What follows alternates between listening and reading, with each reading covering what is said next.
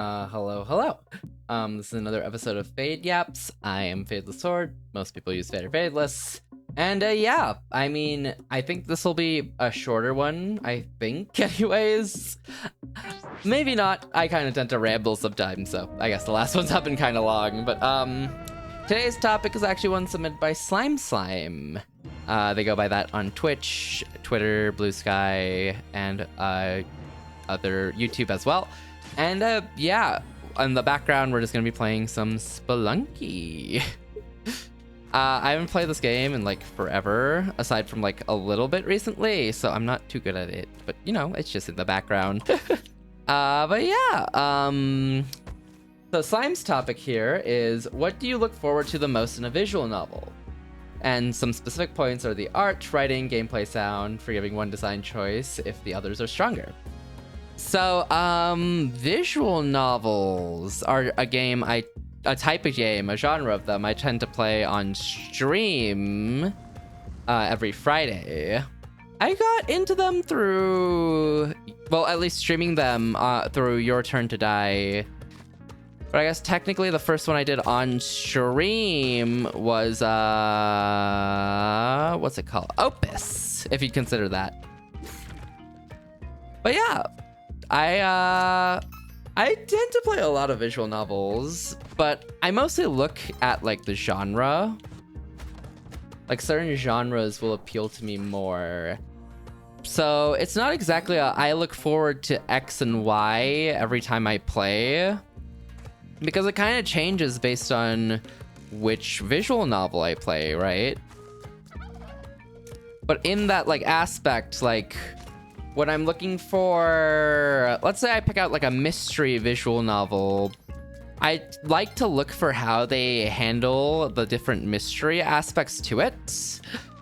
Like how they choose to present their mystery, because I think like most genres and most games tend to like show their mysteries in different ways. Like, heck, even if the game feels kind of similar, like Doki Doki compared to You and Me and Her, even then, they have so many like little design choices that are like different, that makes you look forward to seeing like, how did they choose to make it look different? What was their selection choice in like that difference, you know? So I think finding that difference is always good. Something I, as a person, because it's me, look forward to in visual novels specifically, it's going to be tragedy. Whenever a game can sell a tragedy very well, or an emotional plot point, what I really love to see in visual novels is that emotional plot point that will like drive it home for me in terms of, this is a really good visual novel that I think like, oh, I really liked this visual novel for the fact that it made me feel something in relation to the characters, and it let me empathize with them in a way I'm not like normally used to empathizing with the characters, you know? Because sometimes some characters can be very flat, and you can't like, maybe not flat, but made in a way where it's like, you can tell it's like just a character. Nothing you'd consider too much past that. It just is there, you know? And it's like, okay, well, it is that. But when you push it to the other aspect of, hey, this is a character that you might like, that that has like these emotions that you can feel in your daily life as well. When you get into those aspects with characters, it's like so good.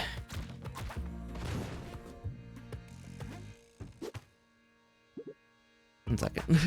I locked in for a second because I guess I have to. Oh, I keep doing that. Whatever. But yeah, when you can relate to a character, and I find myself finding those visual novels to be like my favorite types of visual novels. When I have like characters whose aspirations, dreams, or just emotions in general, where I look at it and I'm like, this is something that I feel I like not have a say in, but like have an opinion in that's like relative to the character or related to these characters. That's always something whenever I pick up a visual novel. It's like one of the first things I look at in terms of like rating it for sure. So I think even if the game's like story might not make too much sense or something, I still tend personally to like personally forgive them anyways if I can like relate to a character or find like empathy in a character for sure. But I think games I would like really highly rate is ones that can blend that aspect of comedy with like seriousness as well. Like this visual novel called Ghostpia. Ghostpia had like this lots of absurdity in its like gameplay and its storytelling because of like, I mean, that's the style they did. Their art style lended to it. Their storyline lended to it. Everything they did in Ghostpia lended to that comedy aspect. But when you really buckled down in the story and got serious with it, well, then there was a lot of aspects in it that also really lended itself, contrasting that cuteness they have in the art style with like some of the things they're trying to cover. It's really cool. I love good art in a visual novel. I'm a sucker for good art in most things. And visual novels are one of those things where I am eternally a sucker for good art. And of course, it makes it hard to stick with some visual novels for sure if I am only doing it for the art. Because I don't know, I'm like, dang, that art's good, but also I just can't like enjoy reading the story because of the way they made it. So I always find myself gravitating to art, but knowing like I can't like forgive a visual novel that loses my interest because it prioritized its art over like storylining anything, and the story just doesn't like fit anymore. Again, this is all personal, but that's one of the big ones for me, is when that just doesn't fit anymore.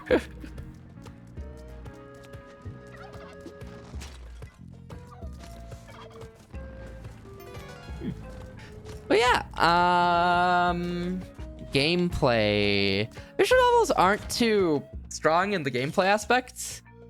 I'm normally there just to like read with a couple of visuals in the background. But if they have like something that lends to their gameplay, I wouldn't mind. I don't mind it. It's always an added plus, unless it's something that like genuinely detracts from the feeling of fun from the game. Like something where it feels like, well, the game progression is locked behind this aspect, so I'll have to do it because I have to continue, and not because this is a cool and interesting thing they've created. So that always like locks me out of them sometimes as well, in terms of like forgiving and liking them a lot. That's always a big one. Let's see. In terms of sound design, I feel like it doesn't make or break the game too much unless it's like crunching glass audio, in which case I'm like, yeah, I guess that could be a little bit of a bad thing. But aside from that, aside from crunching glass ASMR audio, I think I can mostly like handle most sound designs. Most sound designs that I find in visual novels. If I really like the OST though, that's obviously a very big plus, because when that OST lends itself to some emotional writing or character moments, that is good. That's the good stuff. The great stuff. You know? So that's always something that's cool in visual novels. But yeah, it's always best when you have a whole blend of them. And I guess that's obvious because, I mean, who wouldn't want a whole blend of everything good in a game, right? So, I mean, you'll always find the peak that blends them and kind of teeters on that edge of like, yeah, this is, you know, a little bit homogenized in its style of like, hey, this is done this way and specifically this way. But even then, it's like you can find that they are able to, in that style of like perfection, reach this point where they've made it unique to themselves in a way like You and Me and Her, or like Ghost Pia, or what's another really good one? Fata Morgana, Doki Doki. There's a lot of aspects that really go into it. So in terms of looking forward to the most, I think it'll always be the characters. The characters are something I will always look forward to the most, alongside the events the characters go through. Because I think that's part of the same thing that like kind of lend themselves together to make up the whole. Without one, there's no point of the other, right? So yeah, I think those two are like the most important. And then I think it would go art for me, then sound, then gameplay. I'm not anything too big into like one aspect or the other in terms of art, or in terms of gameplay and sound. Like, it's optional. Like, even the reason I put sound above gameplay is because I would still like audio in the game, right? But with gameplay, I don't mind just like pressing through text and seeing sprites and CG illustrations, you know? Like, I'll take it. It ain't bad. So that's why I wouldn't put gameplay at the top and still sound above it, because I think I'd still like sound. There are a couple of silent visual novels that I'm like, not bad, not bad, not bad. Like the last Hollow Charlotte visual novel is a silent visual novel. But for those, I kind of just play my own music, because the series already has its own like plethora of music. So it's like, I don't mind just like using part of the series as music to just play and listen to during, you know? Like, I wouldn't mind it. Because the series has a lot. So yeah, I mean, I guess that kind of defeats the point of like a silent visual novel, because I've unsilences your silence visual novel. But even then, it's like, it's still cool.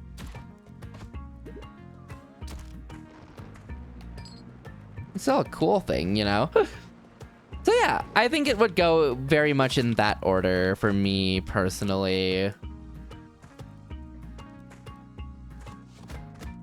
Gameplay being the last, because again, you don't really need gameplay in a visual novel.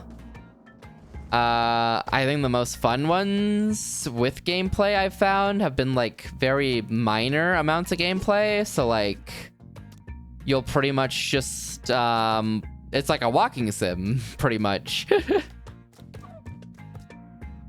So just like walk around new areas and kind of interact and like get that done, you know? Like that's the most amount of gameplay at most a visual novel needs. It doesn't even need that, you know? That's just like, if I had to have something, it would be that. But yeah, I mean,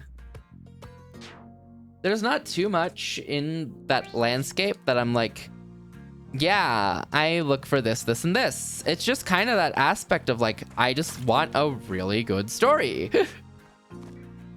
And having a really good story is like that pinnacle of like what you want in a visual novel. That pinnacle. That peak. But yeah, I think that's pretty much all I got on the topic. Again, not a long one. To be honest, I am also a little bit tired anyways. So it's like, that makes it a little bit harder to go longer. But I think the topic, like, I've covered it. And at this point, if I cover it more, it'll be very rambly. To the point where it's, like, not additive at all. So, I'll probably call it there. Thank you for watching. I really appreciate it. This series is just kind of this thing I do for fun, for funsies. And y'all just, like, watch and have a fun time with it sometimes. And engage with it. So, I appreciate it. We are running out of topics, as I have mentioned, however. So, if you'd like to suggest anything, feel free to do so in the YouTube comments. Otherwise, I also take them on Blue Sky, Twitter, other platforms as well. I have a Discord if you want to join that and interact with me there. But yeah, I mean, I guess shameless self-promotion. If you would like, I stream on Twitch multiple times a week. I stream on YouTube. And you can follow my Twitter and Blue Sky for updates as well. But yeah, that's pretty much it for me. Thank you for watching. I will not take any more of your time. This was a shorter one. But yeah, I'll be back next week with another topic. And that's pretty much it. Take care, everybody. Catch you later. Goodbye.